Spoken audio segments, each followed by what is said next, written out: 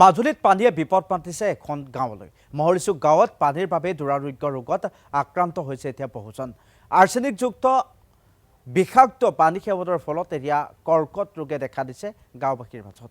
আৰু গাঁওখনৰ কেইবাজনো লোক শেহতীয়াকৈ আক্ৰান্ত হৈছে কৰ্কট ৰোগত। এগৰাকী ছাত্ৰসহ ৩জন লোকে প্ৰাণ হেৰুৱাইছে এই ভয়াৱহ কৰ্কট ৰোগত। কৰ্কট ৰোগৰ লগতে পিত্ত আৰু ছালৰ জটিল ৰোগত আক্ৰান্ত হৈছে গাঁওবাসী। মহৰিচুক গাঁৱত পানী খাবলৈ ভয় কৰিছে এতিয়া গাঁওবাসীয়ে। আৰু জল জীৱন আঁচনি ৰূপায়ণ হ'ল যদিও আজিলৈকে কাৰ্যক্ষম নহ'ল এই জল জীৱন আঁচনি। আৰু এই সন্দৰ্ভত মাজুলীৰ পৰা হিতেশ কুমাৰ দলেৰ এক প্ৰতিবেদন আছে, আগবাঢ়িছোঁ। পানীয়ে প্ৰাণীৰ প্ৰাণ, কিন্তু সেই পানী এটা বৰ বিষলৈ ৰূপান্তৰিত হৈছে, যাৰ ফলত এতিয়া বিশুদ্ধ খোৱা পানীৰ অভাৱত বিভিন্ন ধৰণৰ বেমাৰ আজাৰত আক্ৰান্ত হ'বলৈ ধৰিছে, যাৰ ফলত শংকিত হৈ পৰিছে মাজুলীৰ ৩খনকৈ গাঁৱৰ লোক।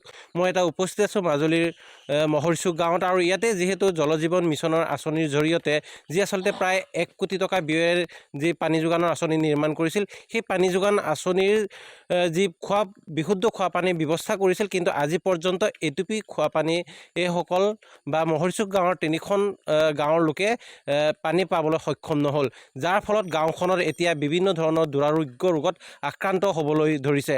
কেঞ্চাৰ ৰোগত ইতিমধ্যে কেইবাজনো লোক আক্ৰান্ত হোৱাৰ লগতে ইতিমধ্যে ছাত্ৰ এজনৰ আচলতে মৃত্যুমুখত পৰিছে, যাৰ ফলত এইসকল গাঁওবাসী এতিয়া শংকিত হৈ পৰিছে। মই আৰু এটা দৃশ্য দেখুৱাইছোঁ। এয়া হৈছে অসম চৰকাৰৰ জনস্বাস্থ্য কাৰিকৰী বিভাগৰ যি জল জীৱন আঁচনি গ্ৰহণ কৰিছিল, কিন্তু সেই আঁচনি আজি প্ৰায় ৫টা বছৰতকৈ বেছি হৈ গ'ল, কিন্তু আজি পৰ্যন্ত ইয়াত গাঁওবাসীয়ে বিশুদ্ধ খোৱা পানীৰ কোনো ব্যৱস্থা নাপায়। মোৰ লগত গাঁওবাসী আছে, মই তেওঁলোকৰ পৰা পোনপটীয়াকৈ জানিবলৈ চেষ্টা কৰিম। যিহেতু এই গাঁওখন আচলতে ৩খন গাঁও সামৰি এই পানী যোগান আঁচনি ৰূপায়ণ কৰিছিল, কিন্তু আজি পৰ্যন্ত আপোনালোকে পানী এটুপি খাবলৈ নাপালে, যাৰ ফলত আপোনালোকৰ গাঁওখন এতিয়া বিভিন্ন ধৰণৰ ৰোগত আক্ৰান্ত হ'বলৈ ধৰিছে। আৰু যিটো সমস্যাত আমি এই ৩খন গাঁৱত ভুক্তভোগী হৈ আছোঁ, আমি পিত্ত ৰোগৰ আৰু গল ব্লাডাৰ মানে এনেকুৱা কেঞ্চাৰ ৰোগত যেনেকুৱা সমস্যাত আমি ভুক্তভোগী হৈ আছোঁ। আজি ২০ চনত এতিয়া নিৰ্মিত হোৱা মানে এনেকুৱা কাৰণে জল জীৱনৰ মানে পানী, যিটো মানে জল জীৱন বুলি ইয়াত নিৰ্মাণ কৰোঁতে জল জীৱন নহয়, জল বিষ খাই মানে আমি যিটো মানে পৰিণত হৈছোঁ, মানে যিটো বিষ খাই পেলাই মানে জল খাই পেলাই যিটো পৰিৱৰ্তন হৈছোঁ, মানে ইয়াতে যিটো আমাৰ ইয়াত মানে সমস্যাৰ বৃদ্ধি হৈছে পানী খোৱাত, একদম যথেষ্ট আমাৰ বৰ বিষ হৈছে।